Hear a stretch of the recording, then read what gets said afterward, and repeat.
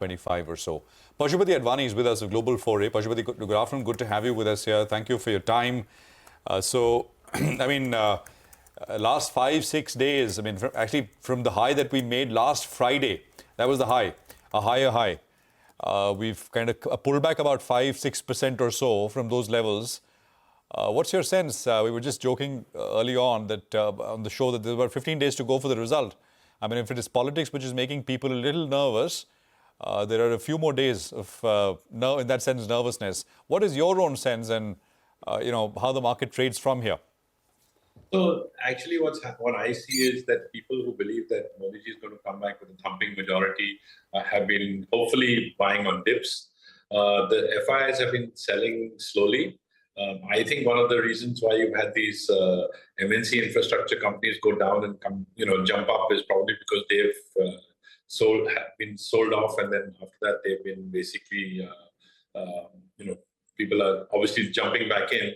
See, I'm a great believer that the infrastructure spend of our government is going to continue, and whichever government is in power, that money is going to continue to be spent, and therefore these infrastructure companies, whether domestic or international, they're going to continue to do well, and that is what we are seeing. Again, India Inc.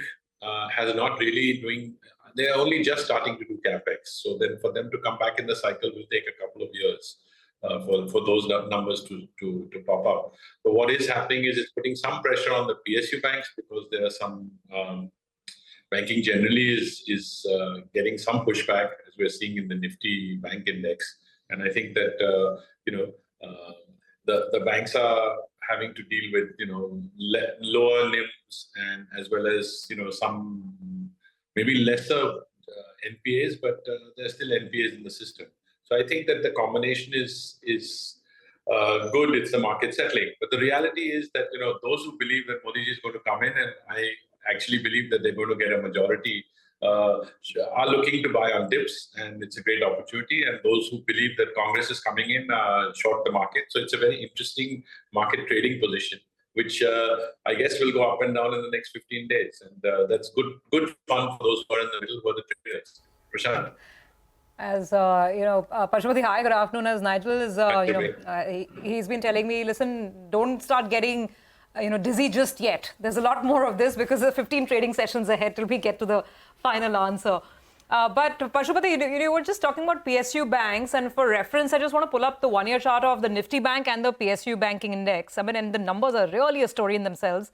The Nifty Bank is up barely 10% in the last 1 year, and then comes the massive PSU banking rally, where that index has gained 70%. So 10% of a gain versus 70% of the gain. Now, the reason I'm asking, Pashupati, is because, some of the mid-sized PSU banks, we're seeing very sharp reactions today. Wherever there's a small miss on asset quality, maybe a quarterly rise in slippages, how would you read into this? Would you give some of these PSU banks a free pass? The managements are saying it's a seasonal thing, not much to worry about. Or is this a time for a shift? Offload a bit of the PSU, maybe get back to private? Obviously, 70% gain means one should offload. The reason why, according to me, the Nifty Bank index has not really moved is because the two heavyweights which have not moved, one is Kotak and one is HDFC Bank, and those have not really moved with the market. So that's why they've been a drag on the Nifty Bank, because they are a major portion of it. And I think they have seriously underperformed the market, and I think that the consolidation of HDFC Bank into HDFC is going to take time. Yes, it will be a successful merger, but I think it's at least 3 to 4 quarters before you begin to see the synergies. And Kotak is also going through the same thing that probably ICICI went through earlier, which is some curb on new credit card issuance and things like that, while they clean up their technology platforms, which again have come under pressure. So it's good on the one hand. The RBI is holding the big banks down. It's not good for the market. Certainly not good for the bank index. But going back to your original question, I would definitely lighten up on PSU banks which have had a good run, simply because these misses mean it's a precursor of things to follow. That's my reality. And what about capital goods names like ABB, Siemens? Earnings is strong. We've seen earnings upgrades, in fact, post ABB's numbers. But the stocks are up 60-70% this year. Valuations are at 80-90 times. What would you do with them? And So those one has to continue to buy into because infrastructure spending is coming in huge from the government, and they all are using equipment that is from ABB or from Siemens to make it happen. There are, we banned Chinese imports, so therefore Chinese cannot supply. These guys have come in and stepped in and are supplying, so they're all going to do well. And it's like you have to take it at my price. It's no longer a Chinese price that is out there that is bringing the cost down along with Chinese quality. So I think it's good for that whole sector of capital goods. Rima? Hi, Mr. Advani. Good afternoon. Good to see you in. Nigel on this side. Let's get into some spicy stocks. Let's talk about the new age themes. I recall that you were quite positive on Paytm. You got in, you got out at higher levels as well. The stock has got clonked back. So what's the view? It's at around 350 rupees. All the bad news in the price, or there is too much of uncertainty? You'll rather leave that aside. And what about Zomato? They were delivering gold coins, bouquets for Mother's Day. They're going across the spectrum. They have numbers today as well. Any of these two you like? Again, the Zomato is now part of our lifestyle. I think it's not going to go away. The youth, which are the buying power, is actually full on into the Zomato Swiggy syndrome. So I think Zomato will continue to go up. Unfortunately, I have a small position. I wish I had been a little greedier, but I didn't.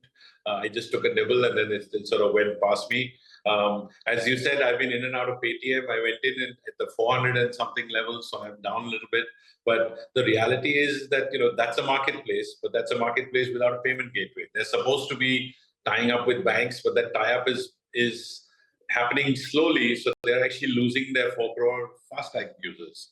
They're being shifted to those banks, and I think Paytm is not going to get anything out of them. So that's not good.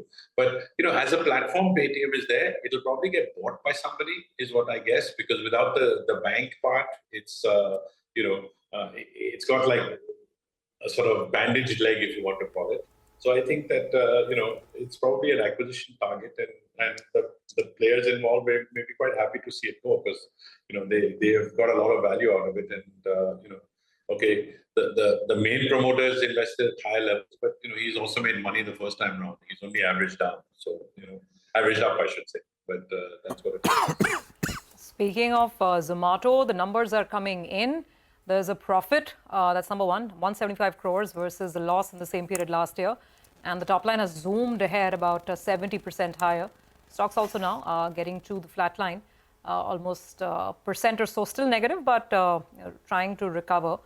So it's the quick commerce, the quick delivery part of the business that is, the bet for a lot of investors, that could be the driving the next leg of growth. And some, like I think it was Goldman Sachs, was saying that it could be actually worth more than the base food delivery business itself. That's a Blinkit for Zomato. Big revenue growth, 72%. We'll try and get Mangalam in with some more analysis on what the other internals have to say. Pashupati, what else? I mean, what else is catching your eye in the mid-cap market of late? Anything in mid-cap IT? Anything else? So, going back to Zomato for a second, again, China, they're used to 4 hours delivery. I think Zomato is making that a reality because they've got the back end to do it. And as you said, it's like Walmart ended up with PhonePe, and PhonePe ended up being worth quite a significant percentage of what they ended up paying for Flipkart. And likewise, but Zomato, the challenge is, like everything else in this market, buy on rumors, sell on news. The results have come in; they look like good results to me, but the stock looks like it's getting hammered. So it's not, not so great. And they're making profit. I mean, at the end of it all, if you make profit, maybe they've got a margin and they're able to do it. So great for them. I think once the dust settles, it should do better. But right now, the stock is getting hammered like there's no tomorrow. It's crazy. No. Another one which is selling off very hard is Sirma. They, I think, reported numbers on Friday, and stocks down 16%, 16.5%, 17% right now on huge volumes. And look at that. I mean, that's again, a player in the EMS space, electronics sort of manufacturing, contract manufacturing, and it's so look at Sirma, and of course look at the leader, which is something like a Dixon. Dixon, of course, does a lot more than what Sirma does now. Although in that space, everyone seems to be doing everything. Dixon is at a new high, and some of the newer entrants in the listed space have not done so well. I mean, Sirma, of course, the high was, I think, almost about 700, And from there, it's now under 400. So that is the picture on Sirma post the numbers. That's a very, very sharp cut coming through. Zomato, of course, is also selling off. It's down 5% now nearly. Margins are coming at 2.4%. So, at the margin, the company turning profitable, starting to make money. It's not a very, very new kind of story now. Stocks kind of reacted on that. And of course, now expectations are that now this is going to be a profitable story from here on. So that's one. And of course, we'll have to look at some of the detail in terms of what the expectations were and what they've actually delivered. But going down a little bit more, it's down about 6% now, just under 190 rupees or so. Pashupati, great to speak with you. Thank you very much for your time. Appreciate it. And thank you for joining us here on CNBC. All right, 30 points on the Nifty. We've given up a little bit on the